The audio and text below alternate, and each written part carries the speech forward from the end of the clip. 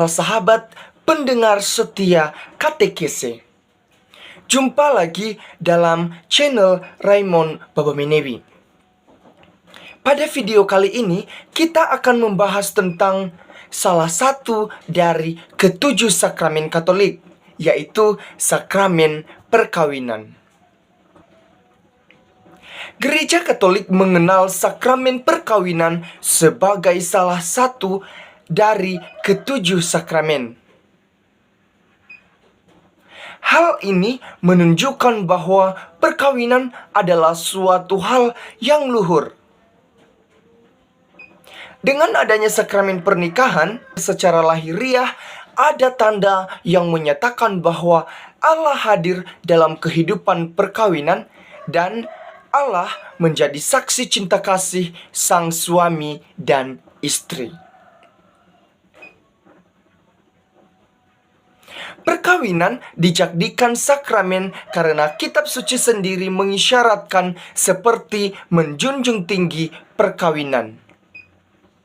Bahkan Paulus menegaskan supaya suami istri saling mencintai, seperti Kristus mencintai umatnya, jemaatnya, atau gerejanya. Dapat kita lihat dalam Efesus bab 5 ayat 21-33. Kitab Kejadian juga memberikan gambaran bahwa Allah sungguh memberkati perkawinan. Ini dapat kita lihat dalam Kejadian bab 1 ayat 28. Campur tangan Allah itulah yang menjadi dasar yang kuat untuk menjadikan perkawinan sebagai sakramen. Menurut Gereja Katolik, perkawinan itu bersifat kekal atau tidak terceraikan. Dan ini sesuai dengan kitab suci, yaitu di dalam Markus bab 10 ayat 1-12, juga dalam Roma bab 7 ayat 2-3, dan di dalam Lukas bab 16-18. Pada kutipan kitab suci yang lain, ada seolah-olah semacam celah untuk melakukan perceraian. Seperti Matius bab 19 ayat 1-12, terutama pada ayat 9. Barang siapa menceraikan istrinya kecuali karena zina, lalu kawin dengan perempuan lain, ia berbuat zina. Tetapi sebenarnya menurut para ahli, kata di atas merupakan sisipan dari penulis Injil. Mengapa demikian? Karena Injil Matius ditujukan untuk pembaca Yahudi. Kita mengetahui bahwa hukum Taurat itu mengizinkan perceraian, sehingga akhirnya penulis Injil menyisipkan kata kecuali karena jinah, agar tidak menimbulkan kesan bahwa Yesus mengubah hukum Taurat. Karena Yesus dalam Injil Matius mengatakan, "Janganlah kamu menyangka bahwa aku datang untuk meniadakan hukum Taurat atau kitab para nabi. Aku datang bukan untuk meniadakannya, melainkan untuk menggenapinya. Karena aku berkata kepadamu, sesungguhnya selama belum lenyap langit dan bumi ini, satu iota atau satu titik pun tidak akan ditiadakan dari hukum Taurat sebelum semuanya terjadi." Dapat kita lihat dalam Matius bab 5 ayat 17-18. Jadi, maksud Yesus tetap bahwa perkawinan itu tetap tak terceraikan. Hal itu dapat disimpulkan jika kita membaca ayat 9 pada Matius 19 dengan kesatuan dengan keseluruhan konteks perkawinan dalam kitab suci. Sakramen pernikahan adalah suatu sakramen yang mengkonsekrasi penerimanya atau pasangan pria dan wanita untuk suatu misi khusus dalam pembangunan gereja dan menganugerahkan rahmat demi perampungan misi tersebut. Sakramen ini yang dipandang sebagai suatu tanda cinta kasih yang menyatukan Kristus dengan gereja. menetapkan di antara kedua pasangan suatu ikatan yang bersifat permanen dan eksklusif yang dimeteraikan oleh Allah.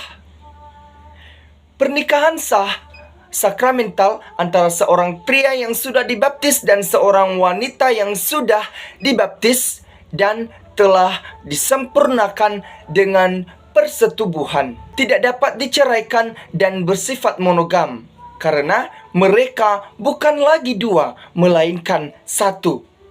Karena itu, apa yang telah dipersatukan oleh Allah tidak boleh diceraikan manusia. Sakramen ini menganugerahkan kepada pasangan yang bersangkutan rahmat yang mereka perlukan untuk mencapai kekudusan dalam kehidupan perkawinan mereka, serta untuk menghasilkan dan mengasuh anak-anak mereka kelak dengan penuh tanggung jawab. Sakramen ini dirayakan secara terbuka di hadapan imam atau saksi lain yang ditunjuk oleh gereja, serta saksi-saksi lainnya demi kesahan suatu pernikahan. Dalam melaksanakan perkawinan, seorang pria dan seorang wanita harus pertama terbebas dari halangan nikah. Kedua, ada konsensus atau kesepakatan kedua belah pihak, di mana masing-masing calon mengutarakan niat dan persetujuan secara bebas. Niat dan persetujuan bebas atau persetujuan tanpa paksaan untuk saling memberi diri seutuhnya tanpa memperkecualikan apapun dari hak milik esensial dan maksud-maksud perkawinan. Ketiga, dirayakan dalam forma kanonika. Kanonika 1108 sampai 1123 atau tata cara peneguhan.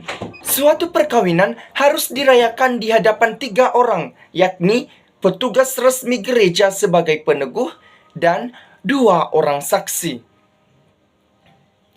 Jika salah satu dari keduanya adalah seorang Kristen non-Katolik, maka pernikahan mereka hanya dinyatakan sah jika telah memperoleh izin dari pihak berwenang terkait dalam gereja Katolik.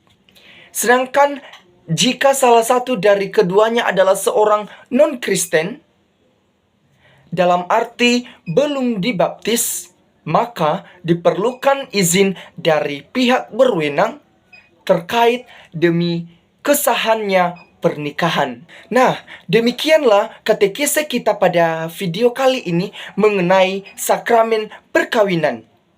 Semoga melalui video katekese ini kita dapat memahami lebih dalam tentang makna sakramen perkawinan itu.